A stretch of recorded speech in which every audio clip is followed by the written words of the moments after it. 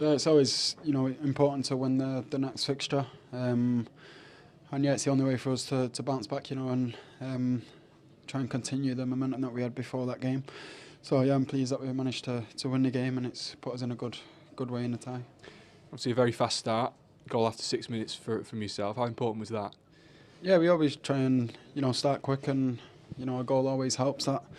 But yeah, I thought that they defended the box quite well in the first half. Second half, it opened up a little bit more, as expected, with the game being 1-1. But yeah, like I said, I'm pleased that we can win the game and start the tie in the right way. That second half, getting the goals quite quickly after half time and extending the lead as professionally as you did, I imagine as a team that was quite important. Yeah, definitely. I think we started well in both halves. And yeah, it's always important to try and score the goals, and in the end that's the difference. The last goal for Bo Weghorst, you could see how much it meant to him. Could also see how much it meant to the rest of the team, the way that you guys celebrated with him as well. Yeah, 100%. As a forward, he gets joy from scoring goals. As good as he works hard and does all the other stuff, he wants to score goals. So yeah, everyone's really pleased for him. I'm sure there's been some frank words in the last couple of days after Sunday. Your manager asked before the game that you get your standards back. Do you feel like you did that overall today? Yeah, it's a step back in the right direction. Obviously, we have to just build on this now to gain momentum again, but we can't put too much emphasis on Sunday because it's gone. We can't change it. But yeah, we have to look forward now to the next games. Really well done. Thank you. Thanks, Marcus. Yeah, I think Sunday behind Manchester United now after that humiliating defeat, but it was the story coming into the game. So with that in mind, how important was it for Marcus Rashford to get that early goal, just to get the crowd back on their side here at Old Trafford as well? Yeah, it was. Look, I think the crowd were brilliant anyway. Considering what happened on Sunday, I thought they were really good and behind them from the start. And they needed a very fast start to try and put this game to bed early. It didn't quite work out that way, but it was a great first goal from Marcus, and I love the pass, the quick thinking from Casemiro. It takes 4 or 5 Betis players out of it into Bruno, who, funnily enough, was on the right-hand side in this. I think he played most of the game centrally. He gets on to the end of a little bit of a mistake from the Betis defender, and I love the ruthlessness of the finish. There's no way the keeper is saving this. He has absolutely smashed it with a bit of dip on it as well, and there was no way the keeper was saving that. Great finish, wasn't it, Owen? And the players went out there with a point to prove, and scoring so early on in the game just would have settled that as well. Yeah, I mean, they're the 3 stars on it, Casemiro, Bruno and Marcus. They're the ones who stepped up. 6 minutes into the game, that's exactly what you need. And look, Man United top scorers, that to be on that list with some of those absolute giants.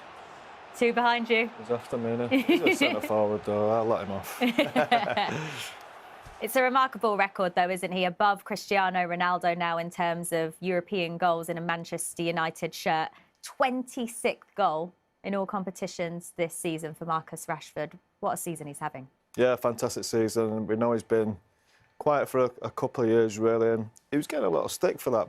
But he's getting stick because we knew what this lad was capable of, and he's starting to show the world now what he is capable of. Yeah, he only got 5 goals in the whole of last year's campaign, already on 26, as we've said. But it didn't all go United's way, despite the fact that they dominated the opening stages of the first half. Real Betis managing to get an equaliser in the first half with their first shot on target as well. Yeah, I mean, United dominated. Probably should have had another goal or 2, really. But actually, when they got an opportunity to get forward, they had quite a few bodies, and this was actually a brilliant finish from Anaylsis Perez. Whether you want to say it was handball, comes off his arm there, obviously chests it first, but hits his arm and falls into his path. But take nothing away from the finish from Anaylsis Perez. It was brilliant. They didn't attack much in that first half, but that was a real moment of quality. It feels less important now, that handball decision, Paul, but at the moment in the game, because it was the equaliser and it got Betis back in terms of explaining why that wasn't given, just to clarify the law, because it's in the build-up to the goal and not by the goal scorer, because it was deemed as an accidental handball because it's come off the chest onto the arm, that is why that wasn't given as a handball. I know you don't like the law, though. Still but that is handball, the one of law. Scholes. Just here to read the laws out. It's handball. It's not accidental handball for me. He actually meant it, yeah. Look at his arm. Look where his arm goes. Do you think he's done that on purpose? He's almost trying to catch it with one hand. Jules, even if you were playing with your mates, Scholes, wouldn't you? You'd say, even in a training game in the park, you say, handball. If you watch close, I think it touches his arm first anyway. It looked arm onto chest, and but these rules are stupid. These laws, the way they're written, it's getting ridiculous, isn't it? Handball's handball. It's handball. It's led to a goal, and it should have been disallowed. Well, luckily... The refs and the law book deem it differently. Good finish by Perez, though. Yeah, it was a great finish by Perez. Luckily, that didn't matter too much. But before half-time, my goodness me, did they come close to going in front. Yeah, just kind of an awkward moment. Probably Varane overhits it a bit too hard. David keeps it inside his feet, just places. But you know what? It wasn't a great night for playing out the back anyway, with conditions and stuff. And David isn't the best footballer. Let me put it that way. And very strange pass straight to him. And United to get away with this. And as you say at the time, that could have gone to 2-1. It could have been different. But looking at the second half, I think United would have stepped up a gear anyway. And I think they've still been comfortable in this time. Yeah, because they slightly lost their way at the end of the first half. Was it even more impressive that they came out second half and got those goals nice and early, just to kind of put the game to bed, really? Yeah, I think Ten Hag probably would have had a go at them and said, look, we should have had a couple more goals in that first half.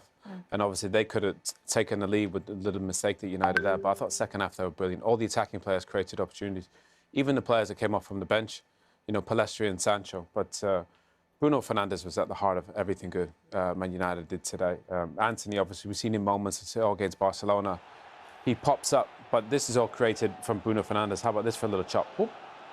Once he's in there. You loved the build-up to this goal, honestly, Bruno had a 2-minute spell where he was absolutely unplayable. Every touch was perfect. And Anthony, I don't know how he keeps allowing himself to get onto his left foot, because when he comes inside, we saw it against Barcelona. We've seen it so many times this season. He finds a way, and that is a brilliant finish from him. It really is. What a goal. It's his trademark goal, Paul. It's what he's very good at, that little cut inside and bends it casually into that top corner. I think as an opposing manager or coach, you'd be frustrated with that, because you know how good he is at that. You try and stop it. The left back has to try and do better. And the goalkeeper has to read that, because he's brilliant at it, but with all the antics he shows on the pitch, that is one quality he really does have. Well, is it frustrating for Manchester United fans? Because as good as he is on his left foot, he could have had a hat-trick tonight with some of the other chances that he had. Is his decision-making sometimes not right for you? Well, to be fair, I love this one too. I think this is what he's good at, linking there. He's just got to square that. I mean, obviously, he just got a great goal, and he probably wants another one, and goes for a little dink there.